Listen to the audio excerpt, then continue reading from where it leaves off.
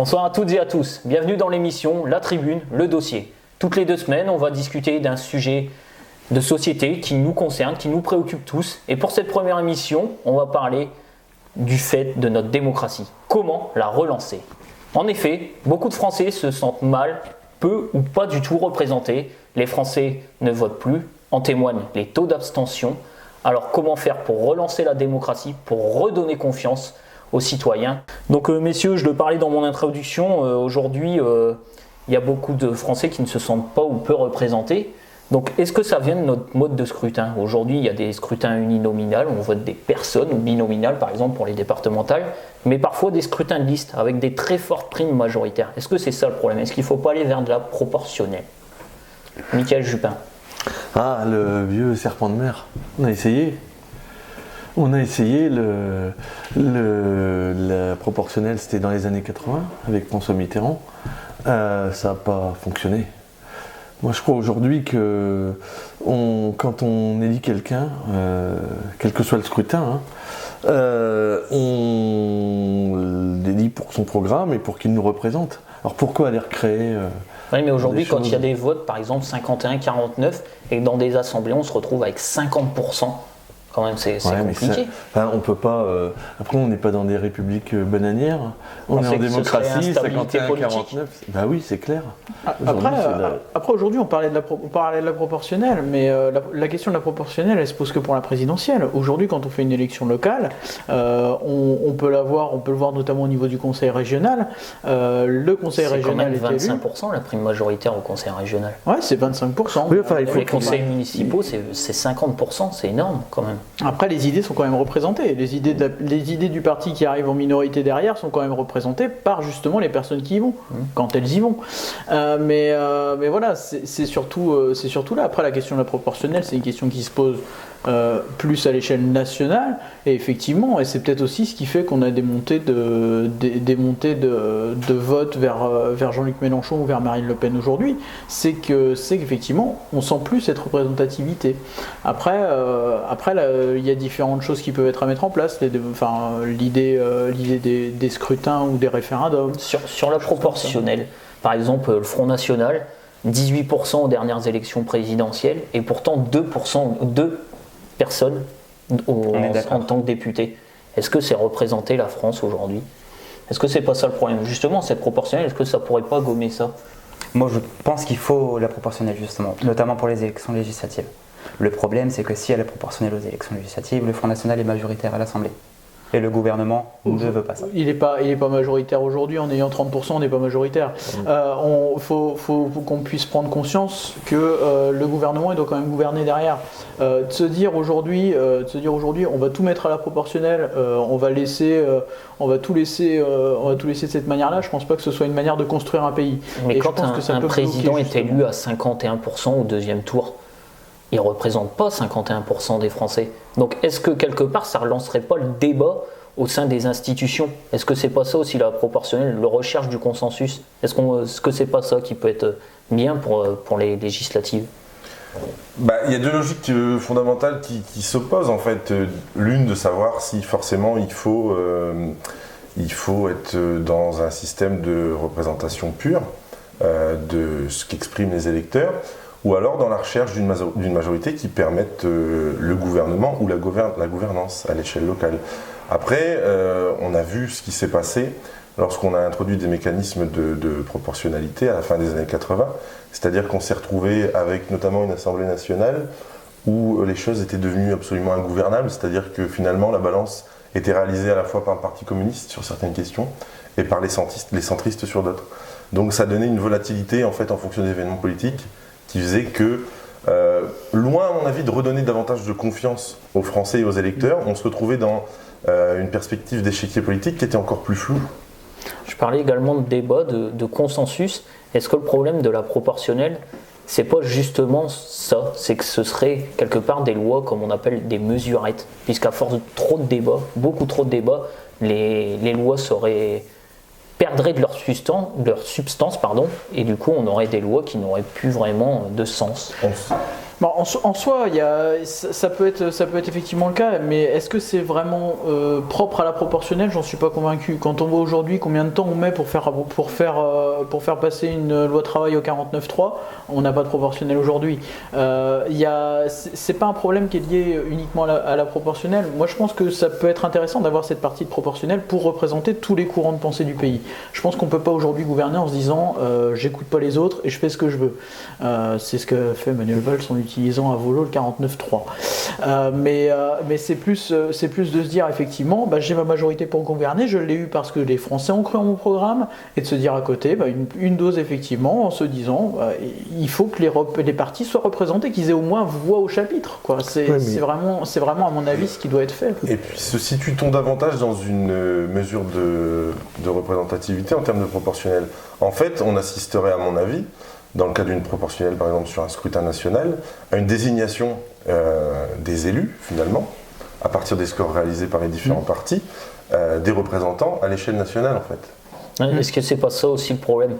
Maintenant, pour être élu à la proportionnelle, il faudrait forcément faire partie d'un parti,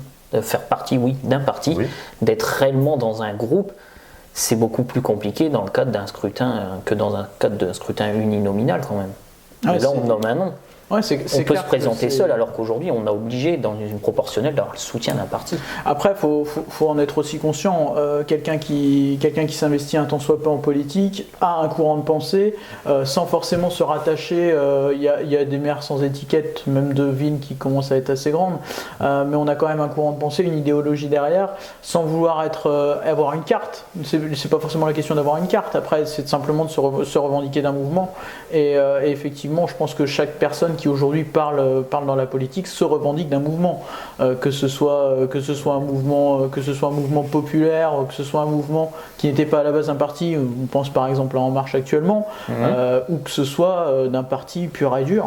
Et on a toujours, même le NPA aujourd'hui, c'est un parti, quoi. Parce que le problème de la France, c'est pas forcément la représentativité, c'est la consultation. Le dernier référendum en France, il a eu lieu au niveau national en 2005. Il n'a pas forcément eu les Français, on n'a pas forcément suivi le choix des Français. Aujourd'hui, est-ce qu'on a peur de l'avis du peuple? Est-ce qu'on ne consulte pas assez? Si on en a peur, on ne consulte pas, effectivement. En fait, on a un usage qui est absolument plébiscitaire, dans la plupart des cas, sous la Ve République. C'est-à-dire que le référendum sert majoritairement à dire oui. Ou non. Ou non, lorsqu'il dit non, souvent on s'en arrange bien, on s'en accommode. Alors moi, plutôt que de revoir justement les modes de scrutin, toutes ces choses-là, le fonctionnement de l'exercice politique, il faudrait qu'il y ait plutôt une nouvelle formulation en fait, des formes d'initiatives. C'est-à-dire que, par exemple, des initiatives populaires, des pétitions, qui pourraient permettre justement la mise en place de référendums. J'allais y venir sur Aujourd'hui en France, les référendums, c'est soit l'initiative de l'exécutif, soit l'initiative partagée, que ce soit nationale ou locale. Initiative partagée, c'est quand même très compliqué. C'est 1/10 des électeurs et 1/5 des parlementaires. 1/10, c'est 4,5 millions d'électeurs. Il faut être quand même très organisé aujourd'hui pour proposer un référendum en France. Oui, mais après de se fixer de pouvoir se dire chacun peut faire un référendum. C'est aussi se tirer une balle dans le pied, de se fixer des cadres. Mais pourquoi pas un référendum d'initiative populaire comme le proposent certains candidats, Mickaël? Moi, je pense qu'on élit nos représentants à travers différentes élections, et elles sont nombreuses. Et ça suffit en soi-même. On ne va pas recréer. On les élit sur un programme. À chaque fois qu'il y a une élection, il y a un programme qui est présenté. On ne va pas en plus aller redemander l'avis. D'une part parce que ça coûte cher. C'est chronophage, et puis de surcroît, il y a souvent une connotation politique dans les référendums. On ne vote pas forcément pour la question pour laquelle qu'on nous a posée, mais on vote aussi pour sanctionner le gouvernement. Moi, je pense qu'il y aurait eu un référendum là pendant le quinquennat Hollande, quelle que soit la question, je peux vous garantir que la réponse était non. Par exemple, justement, sous le quinquennat Hollande et sous le quinquennat Sarkozy, il y a eu des grandes questions. La question des retraites. Le mariage pour tous, est-ce que ça n'aurait pas nécessité des référendums? Quand on voit il faut des référendums pour les grandes questions de société, je pense. Parce que ça touche tous les Français. Mais c'est dans le programme, ça. Oui, mais qu'est-ce qui tient aujourd'hui concrètement un élu à son programme finalement? Est-ce que le malaise Sa de la loyauté. démocratie, il suffit pas là? Justement, sa loyauté, rien c'est pour n'oblige- ça. Oh, C'est pour ça que les Français n'ont plus confiance en leur politique. on connaît la rareté. C'est de la pour ça loyauté que les en Français politique, n'ont plus. Mais justement, il faut essayer, il faut que les candidats soient plus loyaux. Ça, c'est impératif. Et ils redonneront confiance aux Français en appliquant leur programme. C'est pour ça qu'ils ont été élus. Après, Ce sont des considérations morales, c'est-à-dire qu'en fait aujourd'hui il faut se poser la question s'il n'y a pas des moyens de pouvoir, au-delà de la pauvreté de l'exercice démocratique tel qu'il est aujourd'hui, qui consiste finalement à placer un bulletin dans une urne pour une durée de mandat et puis finalement ne plus avoir aucun regard sur la politique qui va être exécutée par la personnalité politique élue, il faut se demander s'il n'y a pas la possibilité de mettre en place des mécanismes qui fait que les électeurs, les citoyens, puissent continuer à avoir des formes de contrôle en fait sur les Hamon gens. propose un 49.3 par exemple. Benoît Hamon propose un 49.3 citoyen. Est-ce que ça pourrait être une solution? ça pourrait être une solution, sauf qu'à mon avis, ce serait facilement détournable par des lobbyistes. Il y a un moment où il faut aussi en être conscient et de se dire que c'est pas compliqué non plus pour un groupe de pensée de réunir 500 voire 1 million de personnes. C'est pas quelque chose qui doit être très compliqué à faire. Est-ce que c'est vraiment quelque chose qu'il faut porter comme mesure et comme réforme? Moi, j'en suis pas convaincu, et ce qui me fait aussi penser que sur les référendums, enfin, on le labelle de pouvoir dire au final qu'on est pour les référendums, qu'on veut que ce soit mis en place, et quand on parle de Notre-Dame-des-Landes, on met en place un référendum, les gens votent pour qu'il y ait l'aéroport sur Notre-Dame-des-Landes, les candidats soutenant le référendum se disent, au final, on va supprimer Notre-Dame-des-Landes. Elle est où l'écoute de la voix du peuple? Il y a un moment où il faut aussi se dire derrière, le référendum, oui, sur des grandes questions. Pour moi, un référendum est inutile. Pour toi, là, il est inutile le référendum. Pour moi, c'est pas qu'il est inutile. Je pense qu'il est utile, mais qu'il doit pas être sur des questions déterminantes. Et l'exemple de Notre-Dame-des-Landes en est le parfait exemple. Pour moi, je trouve que c'est utile d'avoir un référendum local dans ce contexte-là. Il a valeur d'approbation, quoi, le référendum, de manière générale. On demande systématiquement aux gens de dire oui ou de consentir à une mesure. Il faudrait qu'à mon avis, il y ait des mécanismes, après sur la question des seuils, de cohérence, de pertinence, de la mise en place d'un référendum. Moi, je ne suis pas gêné par le fait que 500 000 ou 1 million de personnes suffisent à pouvoir faire émettre l'idée qu'on mette en place un référendum, puisqu'après, ce sont les électeurs qui vont s'exprimer. C'est pas assez, on est plus de 60 millions. Je parle pas de 500 000 ou 1 million. On doit faire un consensus entre tous les Français. Mais le consensus, il se fera dans les urnes, puisque non, pas sur 500 000. 500 000 s'exprimer. Français n'expriment pas l'avis de 60 millions de Français. Non, absolument attention. pas. L'avis des 60 millions de Français, il sera ensuite dans les urnes. Là, le fait qu'un référendum puisse être mis en place sur un seuil de 500 000, 1 million, 2 millions, on peut discuter des chiffres. De toute façon, je pense qu'on n'est pas suffisamment éclairé pour juger ce qui est pertinent et ce qui ne l'est pas aujourd'hui. Mais ça n'est qu'une question d'initiative du référendum, en fait. Le fait qu'une question politique d'importance majeure préoccupe un nombre suffisant de Français pour que finalement on la verse à la vie générale des Français, c'est un mécanisme on a des députés pour ça. pertinent. On a des députés élus. Avec pour ça. Est-ce que la représentativité, le salut de la représentativité, viendrait pas d'une assemblée quelque part citoyenne? Mais là, on Est-ce que change c'est- notre mode de fonctionnement dans ce cas-là. Justement, est-ce que c'est pas vers ça qu'il faut aller? Comme le propose quelque part Jean-Luc Mélenchon, écrire nous-mêmes notre propre constitution, voter nous-mêmes nos lois. Non, est-ce que c'est pas vers ça qu'il faut tendre? Non, c'est Est-ce que utopique. ce serait réalisable déjà? Complètement Est-ce que c'est utopique. absolument pas. Complètement utopique. Pourquoi utopique? Pourquoi utopique? Parce qu'on ne peut pas parler. Il y a 60 millions de Français, encore une fois. On ne peut pas parler d'une seule voix pour 60 millions de Français. Chacun aura ses intérêts. Chacun aura des raisons de voter, de vouloir ça ou de vouloir ça. Maintenant, il faut faire un consensus qui puisse satisfaire le maximum de Français. Mais on ne peut pas. Et puis rechanger de impossible. République. Mais est-ce qu'il Pour moi, non. n'est pas impératif, finalement, face au peu de crédit que un grand nombre de Français aujourd'hui accordent à la classe politique dans son ensemble, de se demander si finalement il n'y a pas quelque chose qui cloche dans les règles de la représentativité en France? Aujourd'hui, je suis d'accord avec toi, et il faut penser que ce mécanisme-là, il existe déjà. Aujourd'hui, il y a ce qui s'appelle, qui est quasiment pas connu, c'est le CESE, c'est le Comité d'économie sociale et environnementale. C'est un organisme qui est créé, c'est une institution assez floue, et pourquoi pas donner du pouvoir à cette institution qui représente la société civile. Cette institution-là, et il y a 280 élus, je crois à peu près.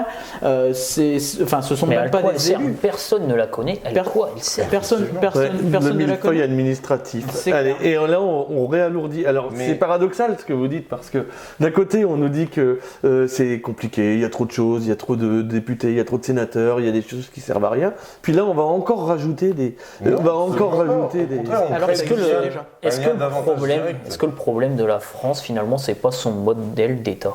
Est-ce qu'on ne devrait pas tendre vers un État fédéral, quelque part, pour la France? Non, moi je pense que c'est pas le moment de tout changer. La France a bien d'autres soucis en ce moment. Il faut relancer l'économie, il faut lutter contre le chômage, contre le terrorisme aussi maintenant. C'est pas le moment de refaire une sixième république ou quoi que ce soit d'autre. Non, je pense qu'il faut garder le même modèle qu'actuellement, mais il faut instaurer la proportionnelle et consulter le peuple sur les grandes problématiques. Par référendum. Le souci, c'est qu'aujourd'hui, les élus locaux sont plutôt bien reconnus par rapport aux élus nationaux. Aujourd'hui, on a une bonne vision de notre élu local, souvent. Est-ce que leur donner du pouvoir à eux qui sont proches, vraiment, comme on dit souvent, du peuple, cette notion de proximité, est-ce qu'ils ne feraient pas un meilleur travail, quelque part, que nos élus nationaux? Moi, je pense que l'élu de proximité, qui est le maire, devrait avoir un petit peu plus de pouvoir. Oui, mais c'est pas dans l'air du temps. Et puis, ce qu'il y a de paradoxal, tiens, là-dessus, c'est un sujet intéressant, c'est que les com de com ont de plus en plus de pouvoir, Ouais. et Et c'est le pas maire de le moins en peuple moins. qui élit le président de la com de com. C'est après des arrangements et des arrangements politiciens avec des places de vice-président attribuées. Mais c'est un petit peu comme l'Europe en fait, hein, la com de com. Oui, c'est ça. Hein, Oui, l'Europe, c'est clair que on n'a pas de président élu. C'est pas nous qui Ouais, on élire notre c'est président. sûr, et c'est là où le modèle de fonctionnement il est important, et c'est là où la démocratie elle prend tout son sens, et où on doit peut-être effectivement la rénover. Alors est-ce que ça doit passer par un État fédéral? Ça, c'est un peu compliqué à dire, et de se dire il y a quand même des avantages. Est-ce que la et des démocratie ne inconvénients. fonctionne pas aujourd'hui mieux en Allemagne, par exemple? Bah, après, je pense qu'elle peut fonctionner mieux sur ce pays-là notamment par la dose de proportionnel qu'elle a aussi, mais c'est aussi à une seule élection, c'est aussi à l'élection présidentielle, et c'est où ils votent pour le parti qu'il y a derrière. Et on revient à ce qu'on disait tout à l'heure. Et est-ce que aujourd'hui, par contre, ce qui n'est pas bloquant en Allemagne, c'est que par exemple Angela Merkel, si elle récupère 40% des suffrages, elle aura quand même son gouvernement qui sera de sa couleur politique. Aujourd'hui, c'est pas bloquant en Allemagne. Et c'est parce que c'est pas une proportionnelle intégrale. Et c'est là où. Et oui, l'État différence. fédéral, toi, tu penses que ça peut être une solution? Une solution, c'est compliqué déjà. C'est un peu des termes qui, à mon sens, sont exclusivement rhétoriques, c'est-à-dire qu'il faut savoir ce qu'on met dedans, la manière Quelles dont ça va compétences. fonctionner, quelles compétences, quels moyens on alloue aux compétences, puisque si c'est pour se retrouver avec des disparités énormes en fonction des différents territoires, ça reste, à mon avis, problématique, puisqu'on sait forcément que ce sont les territoires qui sont déjà en difficulté qui ressentiront davantage le contre-coup de ces formes de gouvernance-là.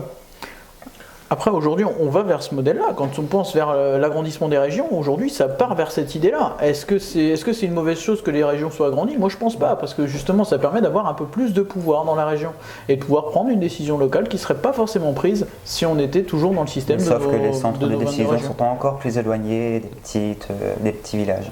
Ça, c'est un faux problème. Les personnes qui doivent se déplacer se déplacent quand ils doivent se déplacer. Après, aujourd'hui, je pense pas que ce soit vraiment ce qui soit contraignant. Après, honnêtement, Bah oui. on parle Qui de va à la notre région? Moi, j'y vais jamais. Je n'ai pas besoin d'y aller. On parle de la région, en tout cas. On parle de notre Je suis région, jamais allé on à va la aller faire région. quelque chose, on peut toujours aller à Amiens. Ça a été une belle marotte de se dire, au final, tout va être dispatché, on va aller juste dans un grand endroit. C'est pas le cas aujourd'hui. Je veux dire, Après, la belle il faut marotte aller aussi, ça a conscient. été de dire que agrandir les régions, enfin fusionner les régions, ça engendrait beaucoup d'économies. Moi, je les vois pas.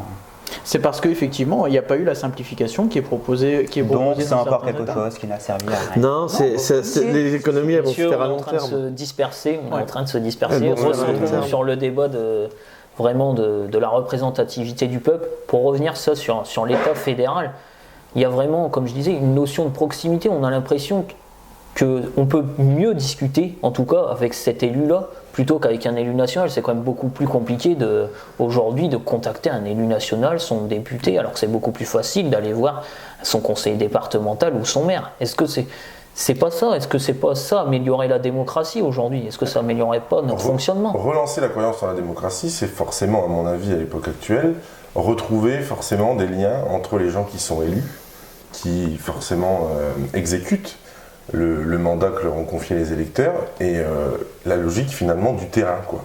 C'est-à-dire qu'il y a une forme de distorsion entre ce que ressentent les gens au moment où ils élisent un candidat et le pouvoir, le contrôle qu'ils estiment pouvoir encore effectuer une fois qu'il est élu. Maintenant, un député, c'est quand même très accessible.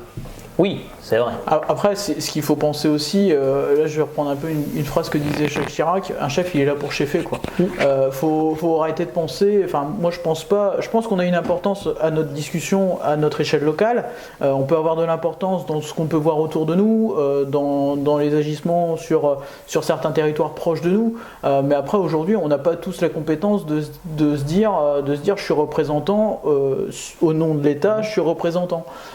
Aujourd'hui à mon avis ça doit être une compétence qui doit être quand même assez restreinte, sans vouloir faire une élite, parce qu'il faut aussi penser que les personnes du civil peuvent avoir des très bonnes idées, mais les deux ne sont pas incompatibles. Il faut aussi penser qu'effectivement ça doit peut-être se simplifier et avoir une partie de société civile derrière. À mon avis, c'est un modèle qui paraît cohérent. Alors messieurs, on va conclure. Je vais vous demander de conclure chacun en 30 secondes, 1 minute. Alors Mickaël, comment relancer la démocratie en France si elle a besoin d'être relancée selon toi? Oui, déjà, si elle a besoin, comment et pourquoi? Si on n'a pas posé la question pourquoi on la relancerait. Parce que certaines personnes disent qu'ils n'ont pas assez les moyens et le pouvoir de s'exprimer. Moi je trouve qu'on l'a aujourd'hui, à travers les réseaux sociaux, à travers les nouveaux modes de communication, à travers nos élus qui restent très accessibles. Encore une fois, je le disais il y a 2 minutes, mais le député il est accessible, le maire il est accessible, le président de la République, on peut lui écrire et je crois qu'il répond à tout le monde. Bon, voilà, quoi, c'est bien. Maintenant, il faut qu'il y ait...